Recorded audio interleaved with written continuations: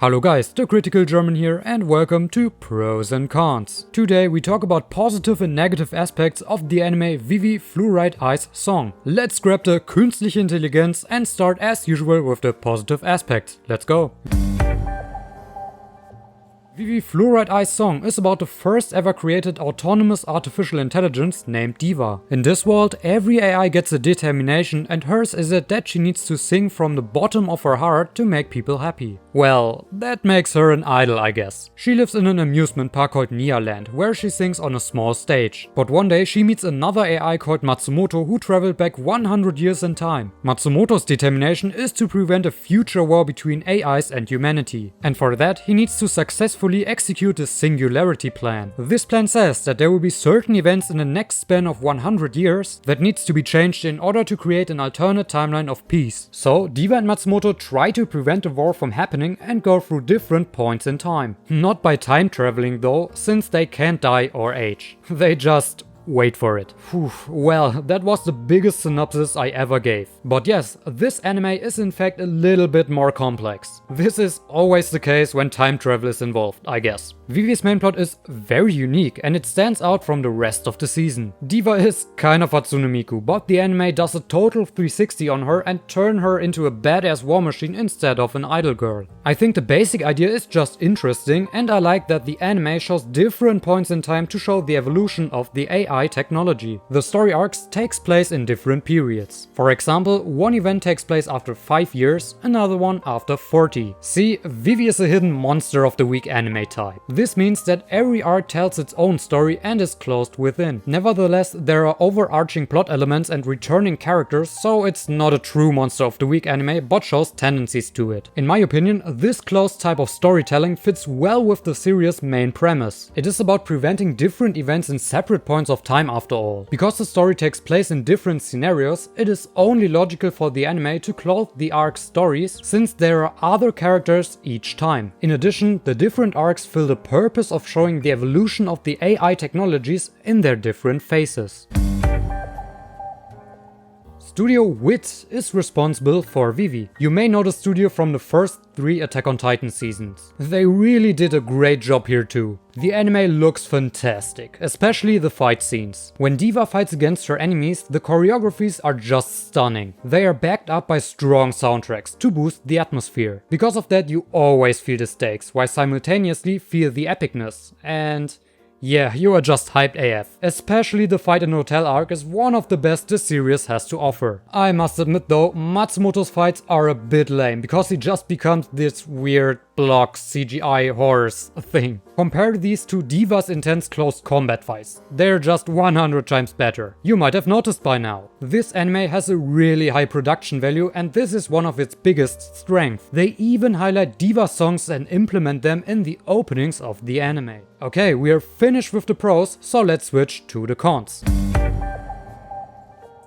I already said that I really like the general concept and I think it has great potential. But the execution is a mixed bag for me. The anime tries to set up this big and epic story which spans over 100 years but only has 13 episodes. This means you have 5 to 6 arcs in these 13 episodes with different characters and plots each time. Well, that's really rough. I see a problem there. The anime wants to tell this overarching story, but doesn't take its time for its characters and plot points. 2 arcs even got resolved in only 2 episodes. Each one with an introduction of whole new characters. I mean, sure, their stories come to an end in their arcs, but in my opinion it just feels rushed. How should I connect to characters in such a short amount of time and with the knowledge that they won't appear one arc later and won't matter anymore? Yeah, I know, at the end of the day they matter because they are part of the journey, but they are nonetheless thrown out of the window after 2 episodes. I'm just not a fan of it. Also, the anime doesn't take its time for the AI world building, but this is the interesting part after all. At the start of the series, they put more emphasis on the AI world because Diva needs to rescue a politician who wants the AIs to get more rights. These events, in the context of the world, kinda take a backseat after that. After that, it just feels like, oh no, we need to prevent this situation because it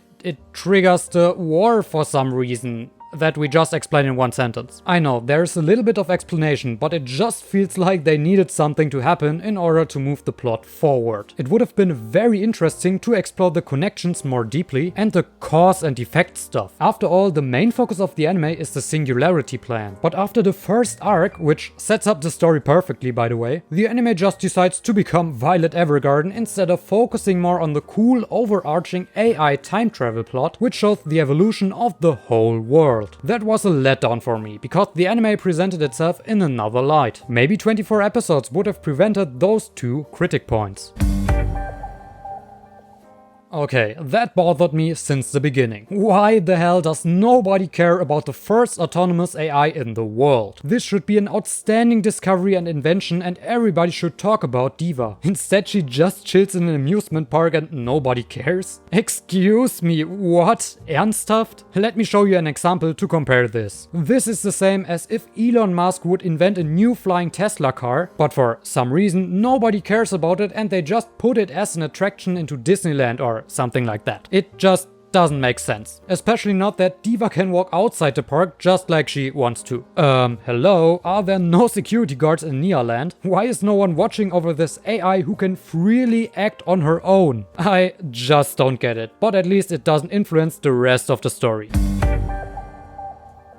Vivy Fluorite song convinces with its high production value and its interesting world concept for AI technology. But the anime feels rushed and has many throwaway characters because of the short and closed within arcs. The anime focuses more on its characters and less on the interesting AI topic in relation to the singularity plan. But like I already stated, they don't get much screen time. After all, the anime was fine and entertained me for what it is. But I feel like it had more potential and they could have executed better. That was my opinion on the anime. What do you guys think? Do you agree or disagree with me? Let me know in the comments down below. If you think my content is geil, leave a like and subscribe. My fantastic end card will do the rest of the job. I'm leaving now. Tschüss, macht's gut.